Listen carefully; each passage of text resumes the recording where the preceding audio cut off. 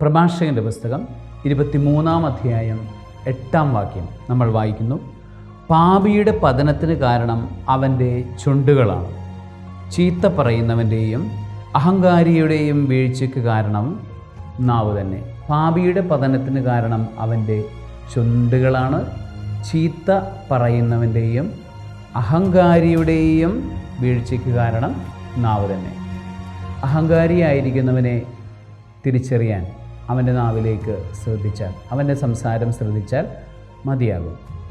അതുപോലെ തന്നെ പാപിയായൊരു വ്യക്തിയെ തിരിച്ചറിയാൻ അവൻ്റെ നാവിലേക്ക് ശ്രദ്ധിച്ചാൽ, അവൻ്റെ സംസാരം ശ്രദ്ധിച്ചാൽ മതിയാകും. പാപിയായ വ്യക്തി പാപകരമായ കാര്യങ്ങൾ പറഞ്ഞുകൊണ്ടിരിക്കുന്നു. അപ്പോൾ നമ്മളുടെ ജീവിതത്തിൽ നമ്മൾ വിശുദ്ധരായി ജീവിക്കാനായിട്ട് ആഗ്രഹിക്കുന്നുണ്ടെങ്കിൽ നമ്മൾ നമ്മളുടെ നാവിനെ ശ്രദ്ധിക്കണം.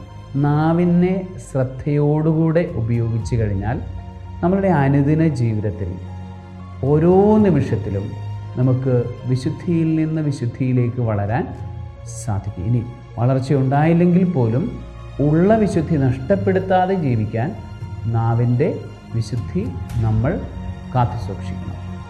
അപ്പോൾ പാപിയുടെ പതനത്തിന് കാരണം അവൻ്റെ ചുണ്ടുകളാണ്, ചീത്ത പറയുന്നവൻ്റെയും അഹങ്കാരിയുടെയും വീഴ്ചയ്ക്ക് കാരണം നാവ് തന്നെ. ഈ വചനം നമുക്കിന്ന് ഓർത്തുവയ്ക്കാം. അത് നമുക്ക് നമ്മളുടെ ജീവിതത്തിൽ നമ്മളുടെ നാവിനെ നിയന്ത്രിക്കാൻ എപ്പോഴും ഓർക്കാം. പറയുന്ന ഓരോ വാക്കും അളന്ന് തൂക്കി പറയാം. പറയുന്നതിന് മുൻപ് തന്നെ 2 പ്രാവശ്യം എന്താണ് ഞാൻ പറയാൻ പോകുന്നത്, ഇത് ആരോടാണ് ഞാൻ പറയാൻ പോകുന്നത്, ഇത് പറഞ്ഞാൽ എന്തെല്ലാം ഫലങ്ങളാണ് ഉണ്ടാകാൻ പോകുന്നത് എന്ന് ചിന്തിച്ചുറപ്പിച്ചിട്ട് പറയാൻ. ദൂഷ്യഫലങ്ങൾ ഉണ്ടാകുമെങ്കിൽ നിരുപാധികം അത് പറയാതിരിക്കാൻ നമുക്ക് ശ്രദ്ധിക്കാം.